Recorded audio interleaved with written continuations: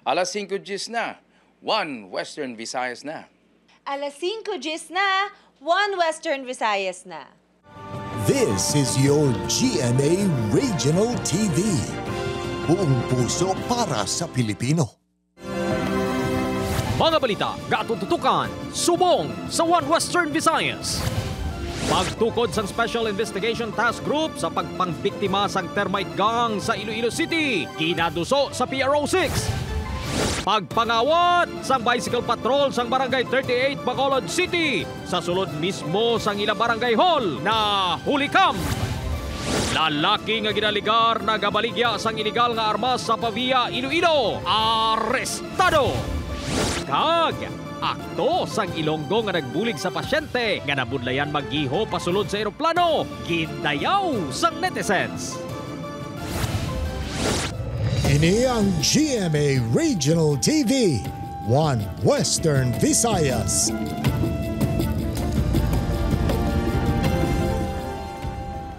Mayong hapon, live sa GMA Iloilo Station, ako si Gertrude Charlatan. Kag naman yung kapusin at Prietos live diri sa GMA Bacolod Station.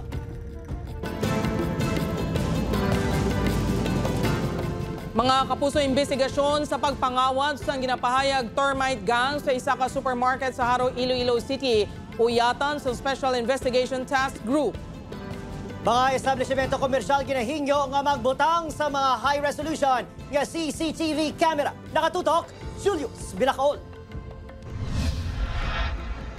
Yara na sa Police Regional Office 6 ang rekomendasyon sang Iloilo City Police Office nga pagtukod sang Special Investigation Task Group kaangot sa pagpangawat sa Iloilo Supermart sa Haro, Iloilo City sa ginapatihan termite gang. Nagkomitman ng aton nga Regional Director, Police Brigadier General Jack Wang King, once nga makaabot siya opisina, i-approve man niya ang inang request. Ang task group ang pagabugusan sang pila ka division sa ICPO pareho sang intelligence kag investigation. Subong man sang pila ka mga talatapan sang PNP sa rehiyon kag ang Iloilo City Legal Office. Isa ka semana ang nagligad humalin sang nadiskubrihan nga ginsulod sa mga kawatan ng supermart. Apang tubtub subong. Wala pa sang maatag nga development sa investigasyon sang ICPO. Gani ang pamangkot. Kulang bala ang ikasarang sini nga solbaro ng krimen. Gani tukuro ng SITG. Butang, nga ginpanginwala naman sang ICPO. Ang kakatabo lang sinadira is gina-welcome ta nga kag gina-appreciate ta nga kinanglan naton gid ang mga bulig sang forensic unit naton, sang CIDG naton, kag sang aton nga City Legal. Bangod sa pagtuhaw sang pareho nga modos ang pagpangawat sa Bacolod City, San Carlos City kag diri sa Iloilo City. Nagatipon subong sang intelligence reports ang PRO6 kung mayari pa diri sa rehiyon sa mga katapos sang mga grupo. Ang mga unit sa idalom sang Campo Delgado, ginmanduan man nga magpakigaangot sa tagdumalahan sa mga commercial establishment para diskusyonan ang seguridad sang ilang mga negosyo. Ginpasalig naman sang PNP nga nagatinguha ini nga maproteheran ang publiko, lakip na ang mga negosyante. Apang nag-aapila ini sa mga establishmento nga sundon ang mga CCTV ordinance kag ipasiguro nga mataas ang resolution kag specs sang ipahamtang nga mga kamera. Para once nga may mga na-capture dira ang CCTV, mas clearer and madali naton ma-identify. Upod kay Hans Desierto, Julius Bilacaol, 1 Western Visayas. Mapuso sa Bacolod City naman, bao bisikleta ang ginagamit sa operasyon sa Barangay 38 Ginkawat. Operasyon sa kawatan na hulikan. Garing balitang at gintutugan. Sa sininga CCTV footage nga kuha sa entrada sang barangay hall sa barangay 38, pasado las 4 Domingo sang kagahon. Makita ang isa ka lalaki nga nakasuksok sang hood nga itom. Talalupang doon nga kasubong nga nagaobserba ini sa palibot. Gilayon ini nga naghalin. Matiyon-tiyon, nagbalik ini kang madasig nga ginkuha ang bisikleta sa pader. Sunod sa barangay tanod nga si Romeo Gayataw. Mamunog ang ulan sang amutiyon rason nga wala na basyagan ng kawatan. Mahamuog ang iatulog kag wala na mugtawan na pisartuban kalapit. Ang ginatulugan sa ginipwestuhan sang bike. Way ko batya kay sa tunga timpo dugalain pa tumatya ko yalo ko sa namatyan. Gingamit ang bisikleta sa pag-roving sa barangay kag sa pagdulong sang pila ka mga dokumento. Actually, iyan ka barangay kanya bike. Kina mo nagna-service siya kung din siya makadto, kung siya may isugo kami da sa iya kung may idol o mga sa sumon, sa mga muna sa kita service within the barangay lang. Nagapanawagan ng punong barangay sa mga posibleng baligyan sa bisikleta. Kaba mangkot-mangkot kami da sa palibot sa mga barangay kung basic kung may ara wala bike nga ginabaligya. Ginreport na sa kabalisa ng insidente nga isa sa mga tutukan sa otoridad ilabi na subong nga Crime Prevention Week.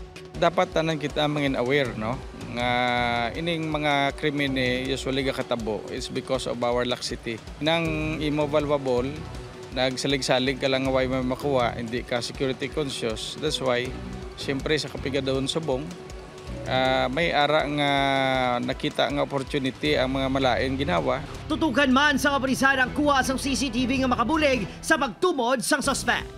Opo, Kiringal Casillo, Adrian Priatos, 1 Western Visayas. Mga kapuso, lalaki arestado sa iligal nga pagbaligya sang armas luthang. Paglapta sa mga iligal nga pusil, ginatutukan bangod sa nagahilapit nga eleksyon. Si Julius Bilacaol nakatuto. Ginpaidalom na subong adlaw sa inquest proceeding sa paglapas sa Republic Act 10591 ukon ang Comprehensive Law on Firearms and Ammunitions Regulation Act si alias JAR, 34 anyos, sang barangay Maliaw, Pavia, Iloilo. Matapos madakpan nga iligal nga nagabaligya sang armas lutang sa amuman nga barangay kagabi. Ang suspect ang nakuhaan sang 3 kakalibre 45 sa operasyon nga ginpatigayon sang gintingog nga puwersa sang Criminal Investigation and Detection Group Iloilo City kag Iloilo Province Field Units. Ginpakita sang aton aton nadakpan nga ay mo ni nga armas. So ginpakita man sang ang kwarta nga yung naton ang bypass money naton. Nung nakita na positive na, is about to change na. Automatic dakma. Ginpahayag nga may upod pa si alias JAR apang nakapalagyo ini. Suno sa CIDG, halin pa sa Bacolod City ang mga pusil, kag si alias JAR ang manugbaligya lang. Sa inisyal nga monitoring sa CIDG, nagabili sang 23,000 pesos kada isa ang mga pusil. Apang sa transaksyon sa tunga sang suspect kag sang ahente, ini ang napapanaog sa 18,000 pesos kada isa. Apisar ginakabig nga Class A o kon paltik ang mga pusil. Makabig naman nga organisado ang nagabaligya sini, bangod lonsay bago ang mga ini. Ang paglapta sa mga iligal nga armas lutang ang ginatutukan sa CIDG pinaagi sa oplan paglalan sa Gumega, bangod posible ang mga ini nga magamit sa nagahilapit nga eleksyon. Tani magbulig man ang ibang aton nga mga insya nga mano ni matapna lalo na nga kapalapit sa buong eleksyon. Gintinguhaan sang news team nga makuhaan sang bahin ng arestado apang nagpamalibad ini nga magpa-interview. Upod kay Hans Desierto, Julius Bilacaol, 1 Western Visayas. Sa Negros Occidental naman, milling season sang kalamay ginalantaw matrasar bangod sa epekto sa El Nino sa mga pananom nga tubo. Nakatuto kay Lynn Pedreso. Nagpabutsyag sa United Sugar Producers Federation o kung UNIFED ang pila ka sugarcane planters sa Negros Occidental nga hindi pa sila handa sa natala ng pagbukas ng milling operation sa September 15 base sa gintalana sang SRA. Ang rason suno sa pila ka mga mangunguma ang epekto sa mainit na syempo dala sang El Nino. Wala crop linghod ang aton tubo tungod sa El Nino.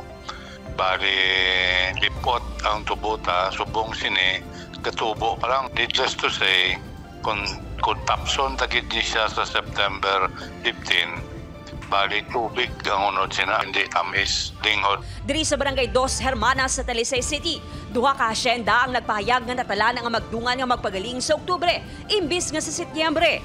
Suno sa mga nagatanom sang tubo, pila sa ilang mga tanom ang handa na para sa patubas, apang may ara sa gihapon nga nagapabilin nga linghod pa.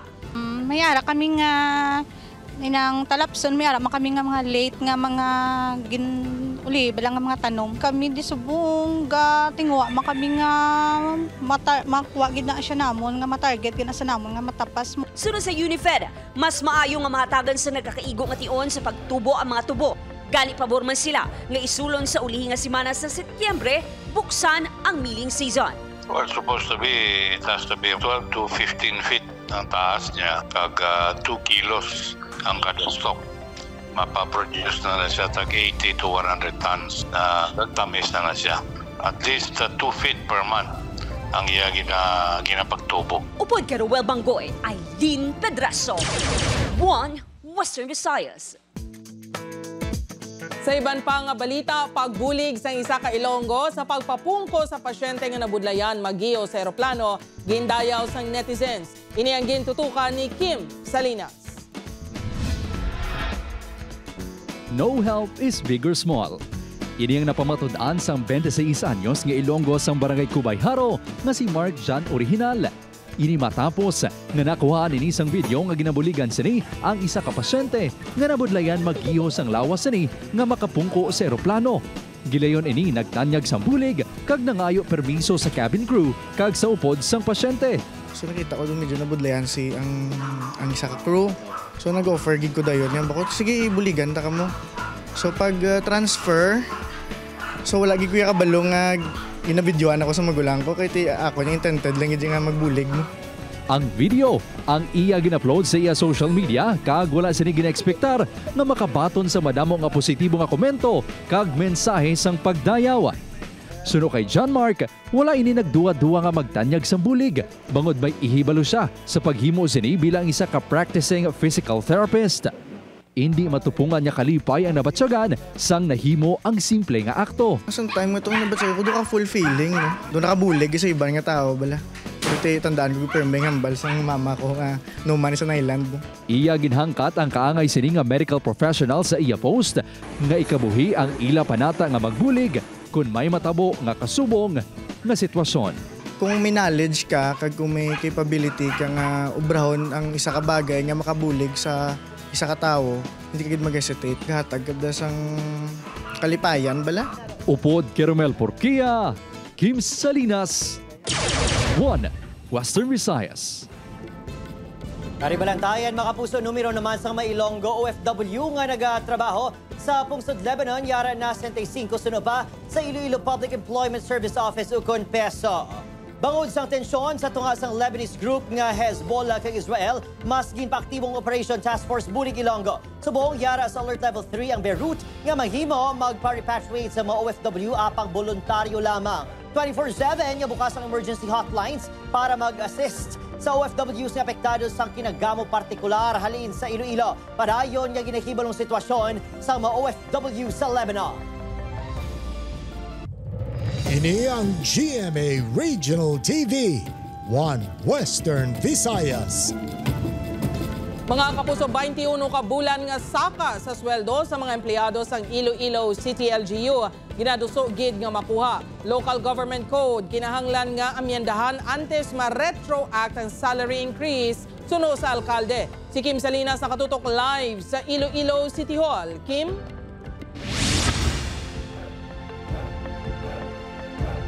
Jared, padayon nga ginapakigbato sa isa ka empleyado sa Iloilo City Hall ang 21 ka bulan nga saka sweldo nga nagakadapat kung tani ihatag sa ila nga mga empleyado sang local government unit.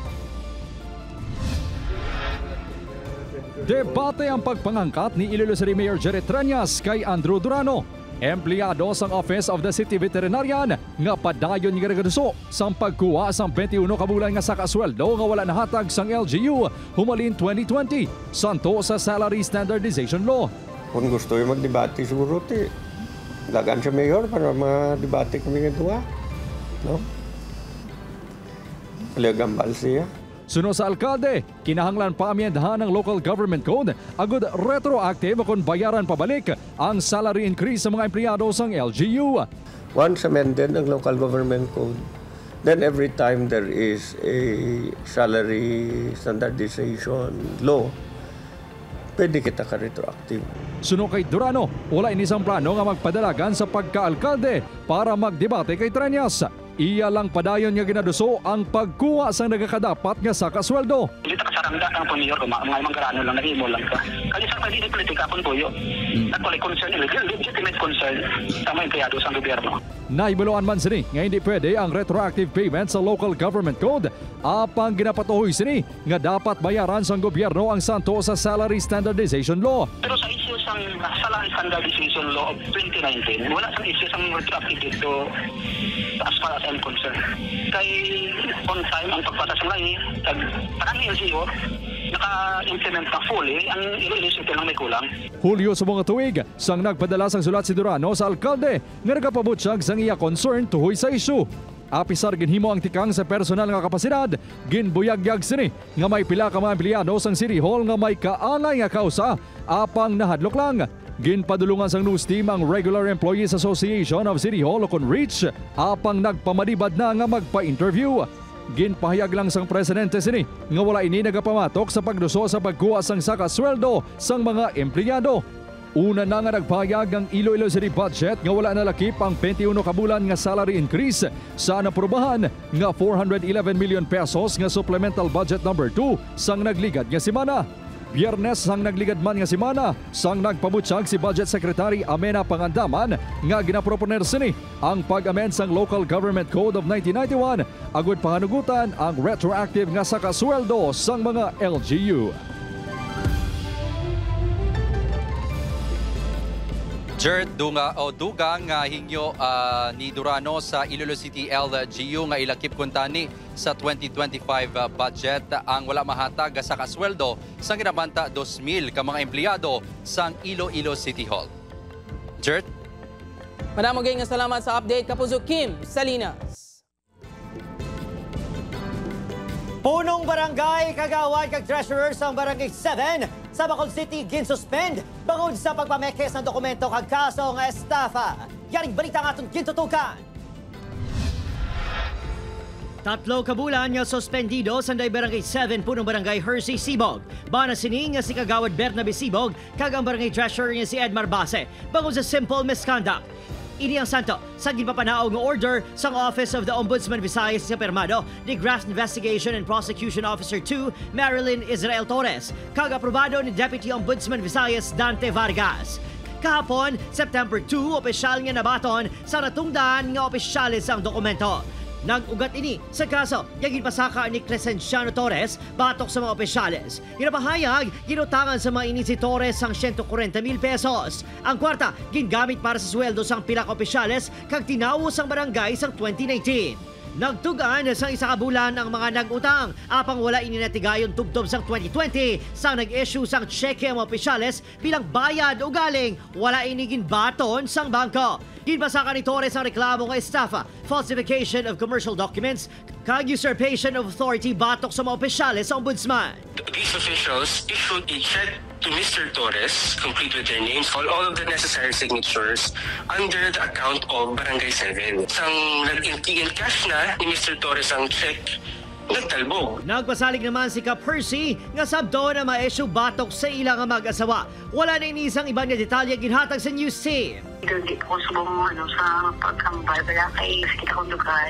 Suma ako bisubong na po na bulong. Then kung okay na ko, matubang ko pag gusto ko man ma-speak out. Okay. Sa bonsai. Gusto ko putikan ng tanan. Temporaryo nga magkatalios kay Sibog bilang acting punong barangay, ang number 1 kagawad si Christian Jake Arenas. Wagi ko idea, shock gid kag wagi kami kabalo kung anong ila na tabo. Sa health, sa education, mas ma-focus kita guro sa atag sang kamayo kag assistance. Opo, Kiril Casillo, Adrian Priatos, One Western Visayas. Nagtaliwan nga manlilika ng bayan Federico Caballero ginlubong na. National Day of Mourning gindeklarar ni PBBM. Ini ang gintutukan ni Tess Ordales.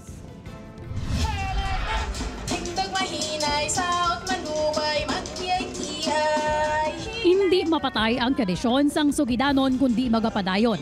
Ini ang pangako sa mga himata, abyan kasi manwa kagasubo nga malilikha ng bayan sa nagtaliwan nga si Federico Caballero, isa ka kalinugnon chanter. Agosto 17, 2024 sang ginbawian ni isang kabuhi kag subo nga adlaw gindulong na ini sa ulihi nga palahuwayan. Makitaan nga naka-half-mast ang Philippine flag sa Calino Public Plaza. Subong man sa iban nga government buildings, kasunod sang pagdeklara ni President Ferdinand Marcos Jr. sa sininga adlaw bilang National Day of Mourning pinaagi sa Proclamation No. 678. Isa ka necrological service ang ginihiwat sa plaza sa Calinog kung sa rin gindumdum ang iya kontribusyon sa komunidad pinaagi sa iya pagtibong sang oral literature, partikular sa Sugidanon. I have met and known the man behind all the honors and accolades he gathered as a cultural genius and master in the arts of Iniloon. I have seen him in his elements and have witnessed how his work flourished and brought honor, glory, and pride to a community whose love for their culture is surpassed only with their love for Tatay Pedring. Nagtambong man ang mga kaupo ni Caballero bilang manlilikha ng bayan.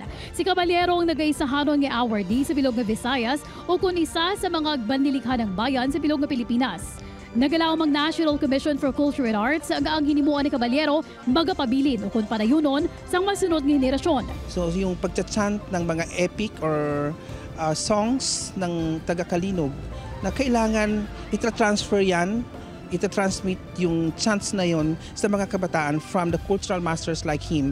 At mayroon naman siyang cultural center na kung saan doon niya tinuturo, doon niya tina-transfer yung kanyang skills, knowledge, practices, and the system itself. Gindumduman si Caballero bilang mapinalanggaon nga amay sa iya tatlo ka mga anak, kag matinatapon nga bana sa iya asawa. Ginlubong si Caballero sa garangan Kalinog, Iloilo. Tay, hulata ako, tay. Hulata ako. Ang layo ko sa iyo. Pero ay gid ako ni tatay ginhon.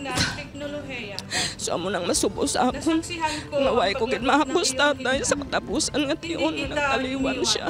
Upod kay Marvin Lauderes, Tess or Dallas. One Western Visayas.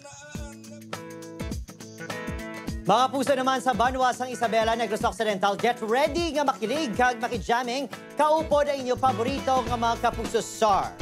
Asa pag-celebrate sang Panubli, Pista Nicolas, magadala sang kalingawan Sunday Radson Flores, Prince Carlos, Anthony Rosaldo, kag Sean Vesagas. Kita na kita sa Kapuso Fiesta sa Municipal Gazebo sa Banwas ang Isabela, Negros Occidental sa September 10 na ina, alas 8 sang gabi. Sa Dao Capiz naman, sigurado nga mangin mapisalamaton ang mga kapuso nga kapisnon sa gabi nga puno sa kasadya kaupod ng Kapuso Stars kadungan sang Pasalamat Festival. Bantenta sa September 14, 9 p.m. Sunday John Lucas, Faith De Silva kag E.A. Guzman sa Bao Dao Public Plaza. Kinakits mga kapuso. Sobra gid ka excited ang ako mga pinalangga ng mga daonhon kay first time ini may mga artista nga dala sang GMA mapanasalamaton man ang mga daonhon kung ma-appreciate tila kag ang dako gid nga ila kalipay nga ang event nga ginhiwat namon kay mabatyagan gid ini kag makita sa mga daonhon no.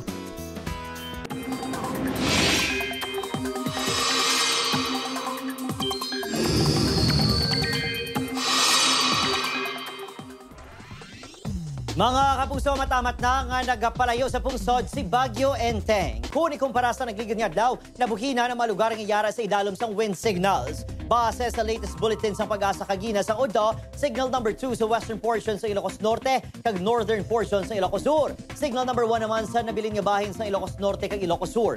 Northern portion sa La Union, Apayao, Kalinga, Abra western portion sa Mountain Province, northern portion sa Benguet, western section sa Cagayan, Lakip ang Puga, kag Dalupiri Island. Padayon, yang ginabutong sang Baguio Enteng ang habagat nga magatugag gihapon sang pag-ulan bisan sa mga lugar nga wala direkta nga epekto sang bagyo. Sa dato sa Metro Weather, may chance sa gihapon sang ulan sa Aklan, Antique, Capiz, kag Negros Island Region. Posible man ang ulan sa nabiling nga bahin sang pungsod, ilabi na sa Luzon. Ini ang GMA Regional TV, One Western Visayas.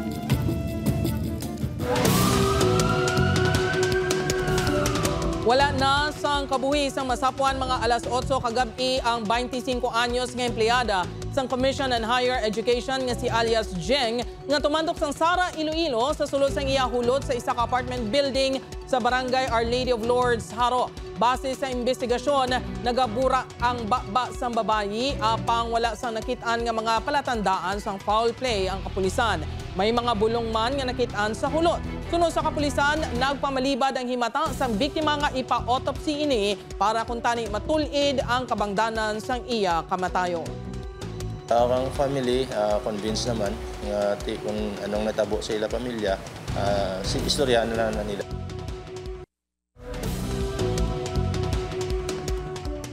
Pagbasakan naman sa kaso, batok sa padrasto ni Pearl Joy Galve, ginatugyan na sa kapulisan sa NBI Bacolod. Ginapasuni yung suspected Shabu nga nakuha sa malaysang pamilya Galve na tukiban nga ginpapinaw nga menthol candy. Yaring balita nga itong gintutuka.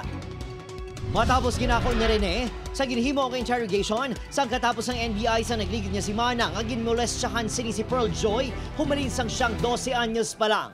Ginkumpirma sa Bacolod City Police Office yung NBI na ang nagahikot subong sa pagpasakas ng kaso batok sa padrasto bangod sa ginhimo sini sa Manang. Ang NBI man ang mapasakas ang kaso sa mga suspect involvado sa kamatayon ni Pearl Joy. Ay, hindi na.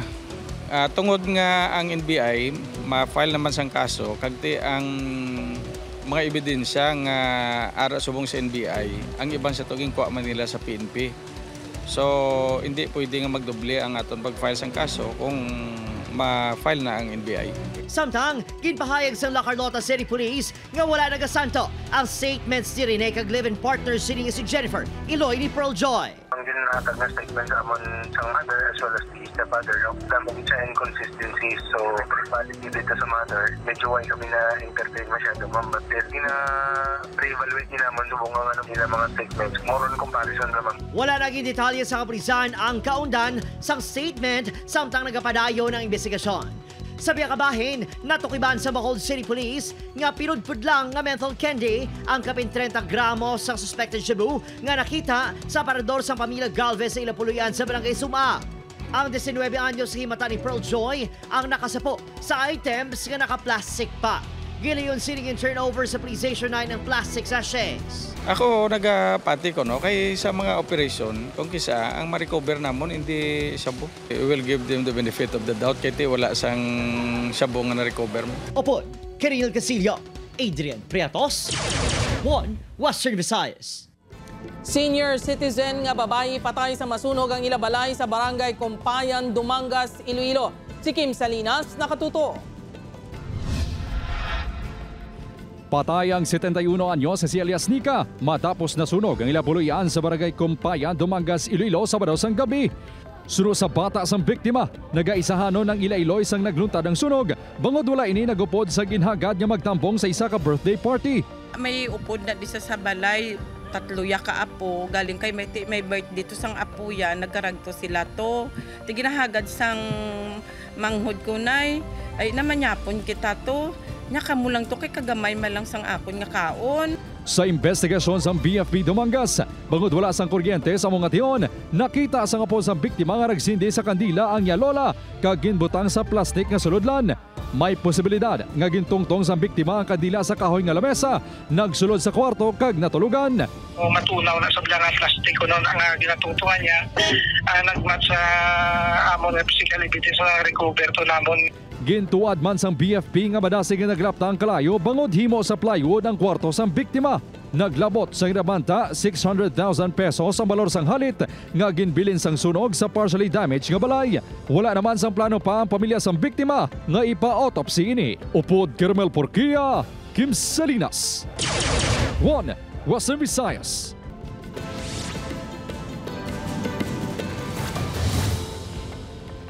Ginpaidalom na si inquest proceedings sa kaso nga robbery sa Iloilo Provincial Prosecutor's Office kay nasangaga ang 24 anyos nga si alias Agi, ang suspect sa pagpang-hold up sang convenience store sa Barangay Aganan Pavia, Iloilo sang Sabado sang aga. Ginkilala sa mga saksi ang suspect nga amo ang nakuhaan sang CCTV video nga nagapatigayon sang krimen. Ginatudlo man ini nga nadalahig sa pila ka insidente sa pagpang-hold up. Ginpaboran sa Bacolod City Prosecutor's Office ang ginfile nga motion for reconsideration sang pamilya Balagosa batok sa 5 ka persona nga ginaaligar involvado sa kamatayon sang 20 anyos nga si Nikos sa Barangay Granada, Bacolod City. Agosto 5 sang gindismiss ang prosecutor ang kaso nga murder nga ginpasaka sang pamilya batok sa mga involvado bangod suno sa kapulisan. Posible kulang ang mga ebidensya nga ginpresentar. Mayor nga suspect sa kamatayon ni Nikos ang amay kag tiyo sa menor de edad nga ginhimuslan sa mga abyansang napatay. Lakip na ang 3 ka John Does. Nagahampang sang bilyard sang biktima sa gawa sang ilabalay sang Hunyo 2 sang ginsulong sang duha ka mga sospek kagintiro.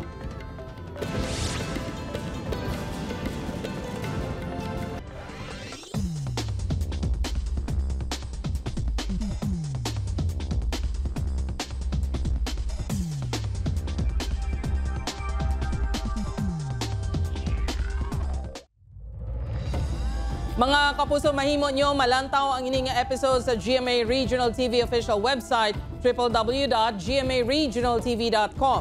Pwede man mabisita kag i-click ang subscribe button sa GMA Regional TV official YouTube channel para sa mga updated nga balita. Sa aton mga kapuso diri sa Western Visayas, nagsubong man. Sa aton mga kapuso abroad, madamo gini salamat sa pagtutok. Ako sa Eden Prietos. Kapuso, mag-isa kita ang kagibalo ng mga balita tungod local news matters. Ako si Gertrude Charlatan, ini ang One Western Visayas, bugos nga puwersa para sa mas dako nga misyon kag mas masangkad nga pagserbisyo sa pungsod.